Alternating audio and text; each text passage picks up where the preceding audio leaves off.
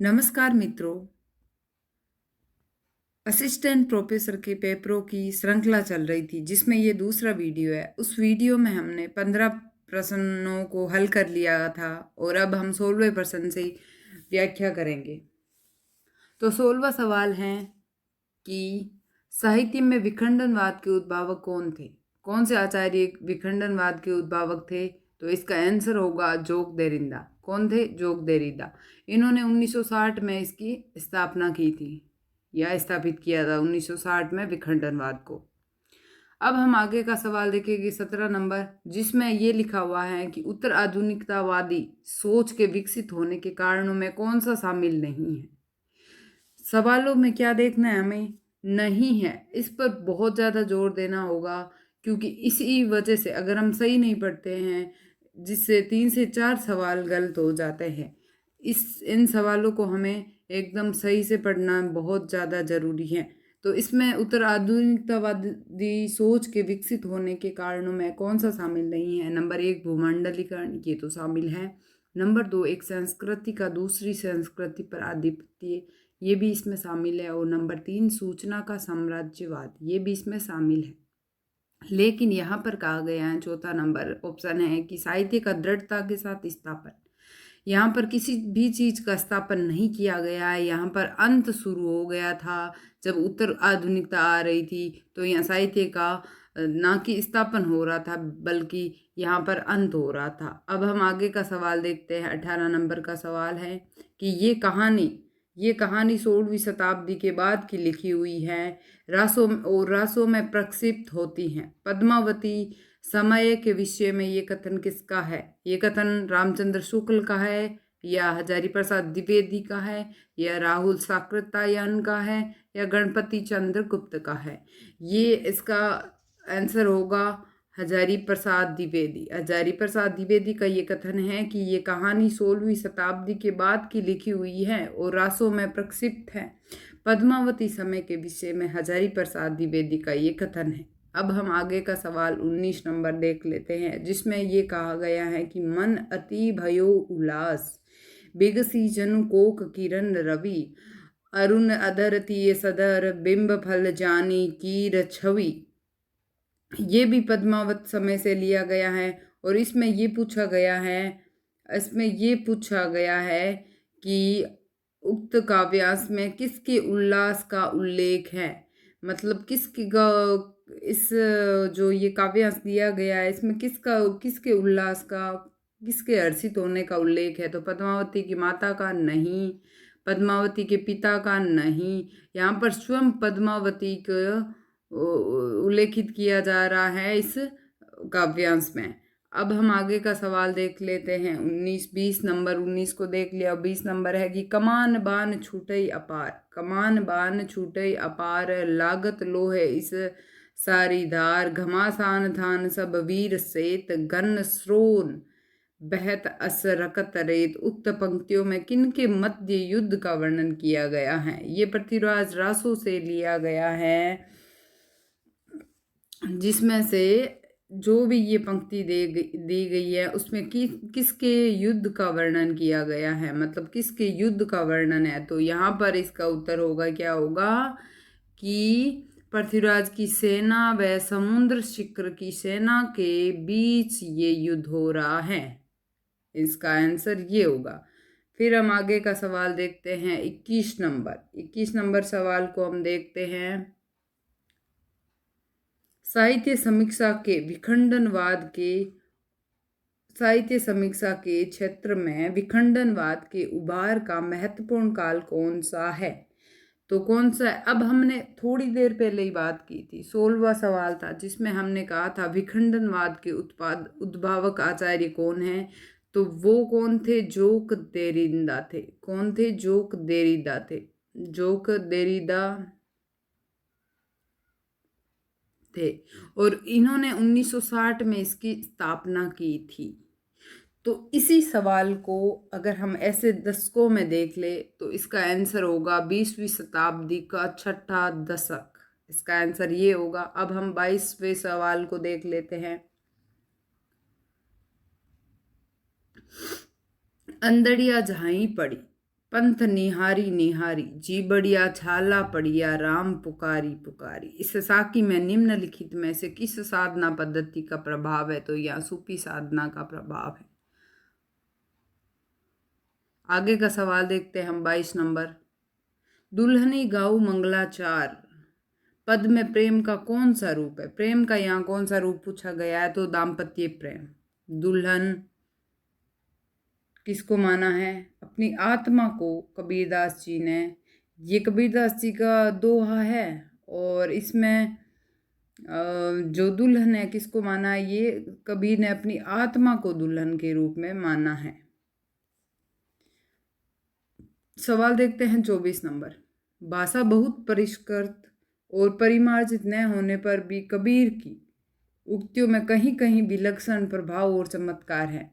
प्रतिभा उनमें बड़ी प्रखर थी, इसमें कोई संदेह नहीं है। कबीर के संदर्भ में ये कथन किसका है? ये सारे कथन हमें याद रखने हैं।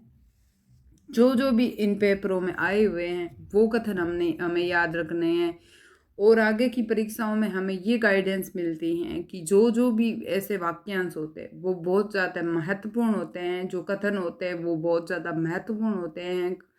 रामचंद्र शुक्ल ने क्या कहा है, हजारी प्रसाद द्विवेदी जी ने किसी क्षेत्र के बारे में क्या कहा है, इन सब के जो मोस्ट ज़्यादा परिभाषा इन सब की आती है। हजारी प्रसाद द्विवेदी, रामचंद्र शुक्ल, रामविलास शर्मा, बच्चन, नगेंद्र, इन सब की कथनों का हमें अच्छी प्रकार से अध्ययन करना है। तो इसका आंसर क्या होगा? आचार्य रामचंद्र शुक्ल ने कबीरदास जी के बारे में ये कहा है कि इनकी भाषा बहुत परिष्कृत और परिमार्जित नहीं थी, लेकिन उनमें इतनी विलक्षणता और चमत्कार था, इसमें कोई संदेह नहीं है। प्रखर थे एकदम वो कबीरदास जी रामचंद्र शुक्ल के अनुसार। तो आगे हम 25वें सवाल को देख लेते हैं। मीरा की कविता के संदर्भ में अनुपयुक्त है, हमें बताना है यहाँ पर गलत। मीरा की कविता यानी मीरा ने जो कविता लिखी थी उनके संबंध में यहाँ पर गलत कथन कौन सा है ये हमें देखना है। तो नंबर 1, मीरा के काव्य में विछोह की तड़पन ज़्यादा है। बिल्कुल, जब से मीरा के पति भोजराज जी की मृत्यु हुई थी उसके बाद मीरा ने श्री कृष्ण को अपना पति मान लिया था और इन्होंने अपने माधुर्य भाव में पद लिखे थे जिसमें इन्हें श्री कृष्ण से मिलने की उत्कंठा, मतलब उनकी जो कविता थी, उनका काव्य था, उसमें हर में ये तड़पन उनकी ज़्यादा थी। तो मीरा का प्रेम परिवार से निरंतर तिरस्कार पाता है। तिरस्कार इसलिए कि मीरा के पति की मृत्यु के बाद मीरा ने भक्त मंडली में शामिल हुई और सत्संग में शामिल होने लगी, बाहर जाने लगी। तो घर वालों को ये बिल्कुल भी अच्छा नहीं लगा, इसलिए उन्होंने इनके जेठ थे विक्रमादित्य, उन्होंने जहर का प्याला भी भेजा था और ऐसी बहुत सारी इन्होंने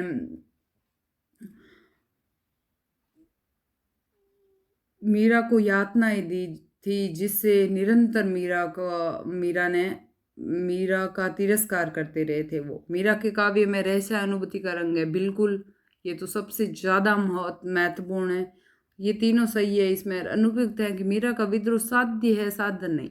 मतलब मीरा का विद्रोह साध्य यानी लक्ष्य होता है। क्या मीरा का विद्रोह लक्ष्य ही था कि मुझे विद्रोह करना है? नहीं, मीरा का लक्ष्य था भगवत भक्ति करना। लेकिन जब उनके परिवारजनों द्वारा, समाजजनों द्वारा तिरस्कार किया जाने लगा, फिर वो विद्रोहिणी बनी उनके प्रति। तो मीरा पहले भक्त थी और उसके बाद वो विद्रोहिणी थी। तो अब हम आगे का सवाल देख लेते हैं 26 नंबर। या ब्रज में कछु देखो री टोना पद में प्रयुक्त पंक्ति ले लेहुरी कोई श्याम सलोना के माध्यम से क्या संकेतित है? इसमें यह संकेतित किया जा रहा है कि प्रेम आवेग में वर्तमान का विस्मरण। अब हम आगे का सवाल देखते हैं 27 नंबर। एक अचंबा देखो रे भाई, एक अचंबा देखो रे भाई, ठाडा सिंह चरावे गाई, पहले पूत पीछे भई माई, चेला के गुरु लागे पाई, जल की मछली तरवर ब्याई, पकड़ी बिलाई मुर्गे खाई, बेलई डारी गुनी घरी आई, कुत्ता को ले गई बिलाई, तली करी सासा उपरी करी मूल, बहुत बाती जड़ लागे मूल फूल। कहे कबीर या पद को बूझे, ताकू तीनों त्रिभुवन सूझे। इस कथन में ये मतलब कौन सा कथन असंगत है? उल्टबासी बिल्कुल संत संप्रदाय था, जो संत संप्रदाय था उसमें उल्टबासी का प्रयोग किया गया, और कबीरदास जी ने तो मुख्य रूप से उल्टबासी का प्रयोग किया है। योग की साधना पद्धति ये भी इन्होंने सिद्धों से और उनसे नातों से ग्रहण की थी। गेयता का भाव भी इनमें है, इस पद में है, लेकिन यहाँ पर भक्ति की चरम सीमा का बिल्कुल वर्णन नहीं किया गया, तो यही इसमें असंगत है। अब हम आगे का सवाल देखते हैं। 28 नंबर, गोकुल सबे गोपाल उपासी, गोकुल सबे गोपाल उपासी, जोग अंग साधत जे उदो ते सब बसत ईसपुर काशी। में ईसपुर से व्यंजित अर्थ है। ईसपुर से व्यंजित अर्थ है, क्या अर्थ है ईसपुर से? ईस यानी काशी होता है। क्या होता है? ईस यानी काशी होता है। ईस यानी काशी होता है, और व्यंजित अर्थ है क्या? व्यंजित ईसपुर यानी काशी नगरी, पुर यानी नगरी, ईस यानी काशी, तो काशी नगरी विश्वनाथ नगरी, बिल्कुल शिव की नगरी है वो। काशी विश्वनाथ की नगरी, शिव की नगरी है वो। यहाँ पर बहुत सारे मतलब विद्यार्थी कंफ्यूज हुए होंगे कि ये कृष्ण की नगरी हो सकता है। नहीं, ये ईसपुर यानी ईस यानी काशी। काशी नगरी किसकी है? शिव की है भाई। 29 नंबर का सवाल देखते हैं। आए जोग सिखावन पांडे, सूरदास तीनों नहीं उपजत दनिया, दान कुम्हाडे। इस पद में तीनों का व्यंग्यार्थ है। इस पद में जो दनिया है, दान है, कुम्हांडे है, इसका क्या अर्थ है? क्या अर्थ निकल रहा है? तो इसमें अर्थ निकल रहा है प्रेमा भक्ति साधना। धनिया का अर्थ है प्रेमा भक्ति साधना, दान का अर्थ है निर्गुण की साधना, और कुम्हाडे यानी योग की साधना। इसका आंसर यही होगा 2 नंबर। अब हम आगे के सवाल देख लेते हैं। 30 नंबर। 30 नंबर में यह है कि नागरी नारी भले बूझेगी अपने वचन स्वभाव, पंक्ति से अभिव्यंजित नहीं है। नहीं, इसको नोट करो, नहीं को। यहाँ पर नगर का चतुराई भरा जीवन है, बिल्कुल। मथुरा की स्त्रियों का स्वभाव भी यहाँ नजर आ रहा है। गोपियों का असूया ईर्ष्या भाव भी यहाँ नजर आ रहा है, लेकिन यहाँ पर कहीं भी यशोदा का कृष्ण प्रेम नजर नहीं आ रहा है। तो इसका आंसर होगा यशोदा का कृष्ण प्रेम, ऑप्शन नंबर 4। अब हम आगे का सवाल देखते हैं। 31 नंबर। जोगी मत जा, मत जा मत जा जोगी मत जा मत जा। पंक्ति में जोगी से मीरा का क्या अभिप्राय? मीरा ने अपने काव्य में या कविताओं में, अपनी रचनाओं में श्री कृष्ण के अनेकों नाम दिए। उन सब नामों को हम ध्यान में रखेंगे और परीक्षा के लिए ये बहुत ज़्यादा उपयोगी है। तो यहाँ पर श्री कृष्ण के लिए ये जोगी नाम दिया गया है। अब हम आगे का सवाल देखते हैं। 32 नंबर। जायसी ने 32 नंबर, हाँ, जायसी ने नागमती वियोग खंड में 12 मासा का प्रारंभ किस मास से किया है? ये सवाल बहुत ज़्यादा महत्वपूर्ण है। नागमती वियोग खंड 12 मासा यानी जायसी का पद्मावत का नागमती वियोग खंड है, उसमें से 12 मासा का प्रारंभ कौन से महीने से किया गया है? तो यहाँ पर आषाढ़ से, इसको याद रखना है। आगे का सवाल है 33 नंबर। टप टप परही जस ओला, टप टप बूंद परही जस ओला, बिरह पवन होई मारे झोला। पंक्ति में शुक्ल जी ने रेखांकित आशय क्या ग्रहण किया है? वात के प्रकोप से अंग का सुन्न हो जाना। यहाँ पर इसका यही अर्थ निकलता है। आगे का सवाल देखते हैं। 34 नंबर। जही पंखी के नियर होई कहे वीरे की बात, सोई पंखी जाई चरी तरवर होई निपात। आचार्य शुक्ल जी ने पंक्ति माना है, पंक्तियों में क्या माना है? यहाँ पर विधेयताप की विशद व्यंजना की गई है, तो इसका आंसर होगा 34 नंबर का नंबर 3। अगला सवाल देखते हैं 35 नंबर। इसमें सगुण उपासना का निरूपण बड़े ही मार्मिक ढंग से हृदय की अनुभूति के आधार पर तर्क पद्धति पर नहीं किया है। सूरदास के भ्रमर गीत के संदर्भ में ये कथन किसका है? तो ये कथन सूरदास जी ने रामचंद्र शुक्ल ने सूरदास जी से संबंधित किया है। क्या? दोबारा पढ़ लेते हैं हम 35 नंबर सवाल को। इसमें सगुण उपासना का निरूपण बड़े ही मार्मिक ढंग से हृदय की अनुभूति के आधार पर तर्क पद्धति पर नहीं किया है। सूरदास जी का जो भ्रमर गीत था उसके संदर्भ में ये कथन शुक्ल जी ने कहा है। आगे का सवाल देखते हैं हम 36 नंबर। जानत हो हरि रूप चराचर में हटी नेव ने लाओ, अंजन के ससिका जुवती तह लोचन सलब पठाओ। में रेखांकित असंबंध अर्थ बताना है कि इससे संबंधित कौन सा अर्थ नहीं है।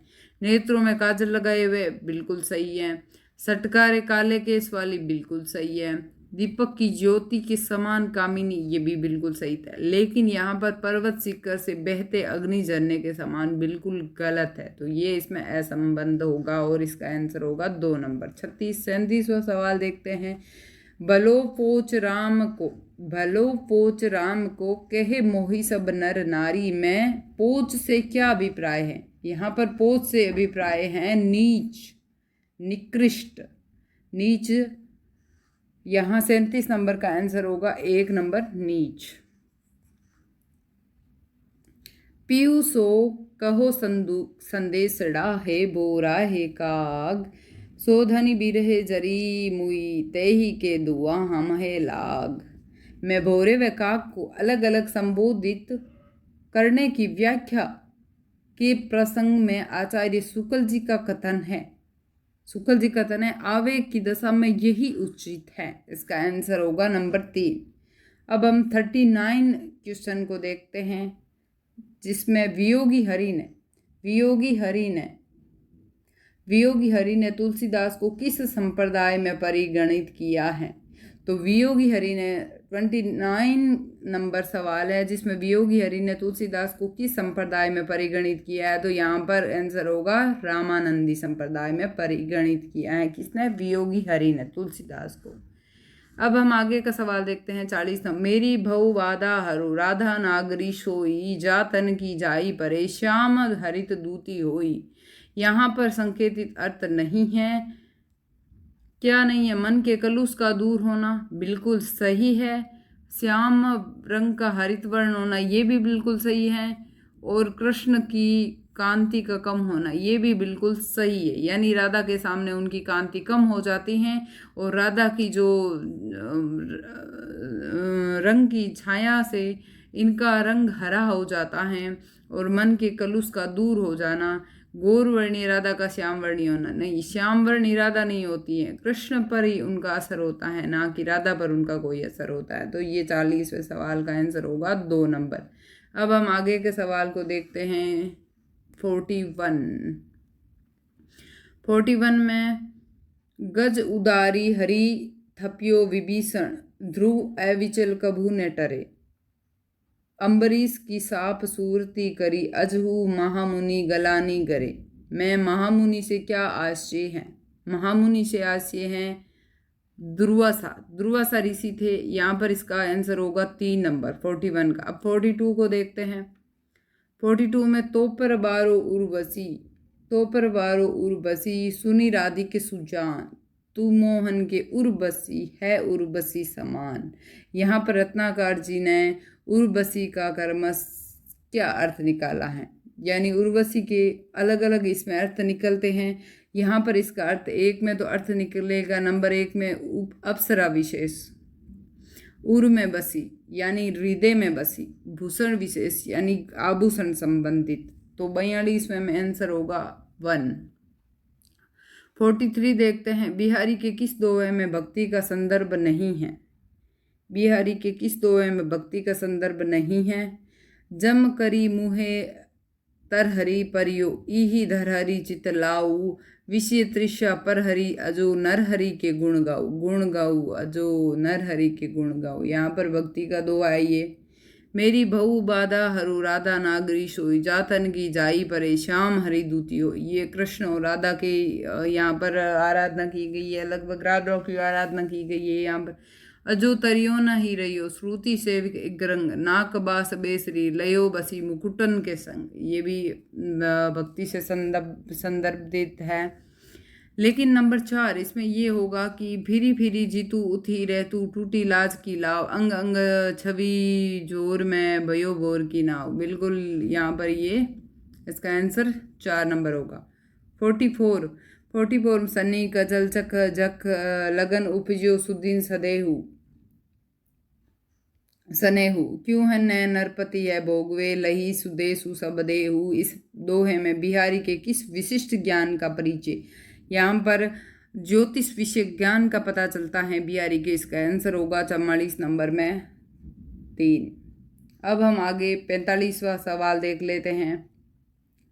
मीत सुजान अनित करो जिन, हा ने हुजियो मोही अमोही। ठीडी को और कहू नहीं ठोर, फिरी दृग रावे रे रूप की दोही। एक बिसास की टेक गह लगी आस, रहे बसी प्राण बटोई। हो गनानंद जीवन मूल दई, कित प्यासनी मारत मोही।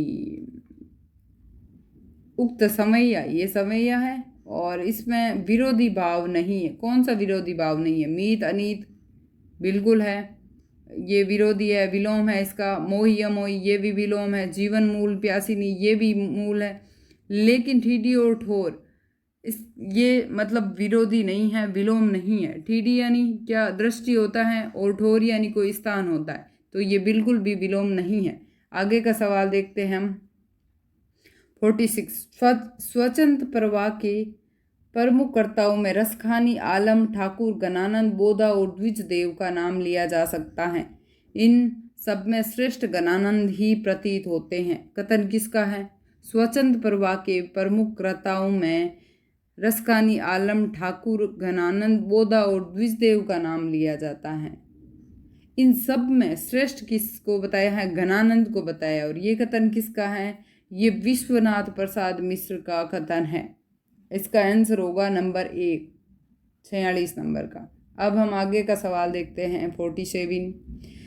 जब ते निहारी घन आनंद सुजान प्यारे, जब ते निहारे घन आनंद सुजान प्यारे, तब ते अनोखी आगी लागी रही चाह कि मैं। विरह का कारण है, विरह का कारण है पूर्व राग। यहाँ पर पूर्व राग आंसर होगा 47 में।